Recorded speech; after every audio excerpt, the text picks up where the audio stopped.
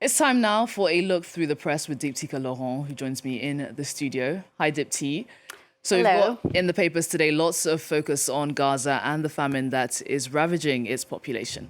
Yeah, it's dominating a lot of the front pages today, Yinka. This is from the British daily The Guardian, which evokes what it calls the mathematics of starvation, how Israel caused a famine in Gaza. The math is simple, it says. Palestinians cannot leave, war has ended farming, and Israel has banned fishing. So every calorie that the Gazan population needs to be brought in from outside. And the paper says Israel knows how much food is needed because, I quote, it has been calibrating hunger in Gaza for decades, using food deprivation to exert pressure while avoiding starvation. Until now, that is. It's clear today that Israeli officials are doing a different type of math, the paper says, and they cannot pass on responsibility for what is a man-made famine. Stark words there, and of course, front page pictures are really underpinning the gravity of the famine today.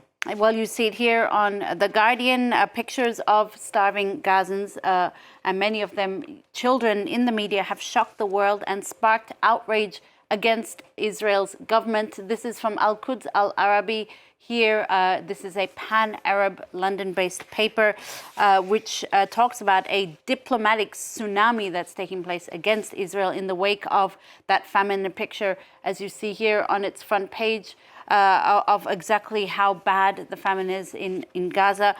This is from Haaretz, an Israeli paper, center-left paper that talks about the world turning against Israel on its front page. And here in this article, it looks at what Israel needs to do right now to stop the famine in Gaza, quoting the Gazan humanitarian food director for Save the Children, who says she was shocked by what she witnessed as the silence of children in Gaza who are now exhausted, suffering from exhaustion from the famine taking over.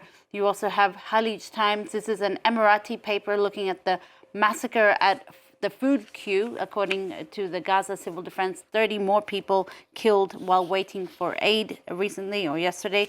And inside its pages, the Khalij Times looks at this article here that's particularly striking. At least the headline is, "If the baby could speak, she would scream."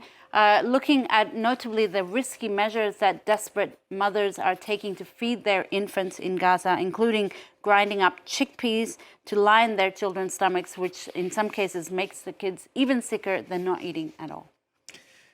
Very chilling. We're going to move to a lighter story. Let's talk about a reported rescue by Ukrainian forces of one of its soldiers, thanks to drone technology. Yeah, absolutely. You can read about it in the Telegraph. A Ukrainian soldier escapes on an electric bike that was delivered by a drone. Now, this injured Ukrainian soldier was behind enemy lines for several days before the army was able to rescue him. A video shared by the Rubitz Brigade appears to show an unmanned aerial vehicle. This is a video that was from their YouTube channel that Daily Mail has taken. And you see that they lowered, using a drone, they managed to lower an electric bike down to the soldier, who was able to jump on it and then cycle to his safety. Let's see if I can show you that picture of him grabbing the bike and then cycling to his safety. A pretty incredible use of technology in a wartime situation. You have this article from the War Zone also, which is quite interesting because it looks at how this kind of technology is increasingly common, or at least is being used more and more in the conflict between Ukraine and Russia, particularly as mobility in Ukraine becomes limited due to roving munitions. And the paper says, the website says, it's not even just limited to war. A man in China was recently rescued from rising floodwaters thanks to an agricultural drone that brought him to safety. It's absolutely extraordinary. We're going to move to AI now because much ink has been spilled about artificial intelligence taking away our jobs. Microsoft has conducted a study on the topic. Yeah, well, as Gizmodo tells us in this article here, with the onset of AI, all of us want to know, importantly, which jobs will be safe and which won't be. A new study by Microsoft researchers has examined which jobs have the most AI applicability. In other words, basically they took search engine results about work activities that users needed AI help with, and they compiled a list about professions in which AI are very much needed and in which they are sometimes less, if not at all needed. And here are the results. Well, please do take it with a grain of salt because it's all sort of very hypothetical. But in the occupations where AI is needed a lot, so you could deduce that these are the professions that might be endangered thanks to AI, or because of AI. You have interpreters and translators, historians, passage attendants, editors, hosts and hostesses, mathematicians, and also journalists, Yinka. So I don't know what lies ahead for us.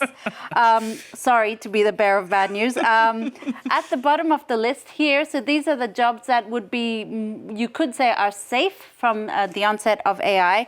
A lot of manual jobs like roofers, tire builders, dishwashers. You also have dredge operators, medical technicians, embalmers as well, and some surgeons. So if you want a career working with dead bodies or dead animals, I think you're safe for the moment. Wow. I feel so happy to have come in today and had you, I'm so sorry. give me that news and tell me I should deal with dead bodies. Thank you, Dipti. Great to have you. Let's end the program. Thank you so much for being with us. Stay with us here on France 24.